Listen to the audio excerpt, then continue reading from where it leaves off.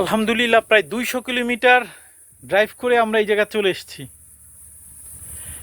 এই সেই সাহাবী গাছ যার তলে মহানবী সাল্লাল্লাহু আলাইহি ওয়াসাল্লাম বসেছিলেন যখন ওনার বয়স ছিল 12 বছর। তিনি যাচ্ছিলেন কোথায়? সৌদি আরব থেকে সিরিয়াতে একটা ট্রেডে। তো এই সময় এখানে বসার সময় একজন কি জানি ইহুদি ধর্মযাজক ওনাকে দেখে বললেন যে এই শিশু ভবিষ্যতে নবী হবে এবং এই হচ্ছে দুনিয়ার শেষ নবী যাকে ইহুদিরা খুঁজছে মারার জন্য। এবং তিনি অ্যাডভাইস করেন যে এই কাফেলা যেন খুব দ্রুত সৌদি আরব মানে তার জায়গাতে ফেরত চলে যায়।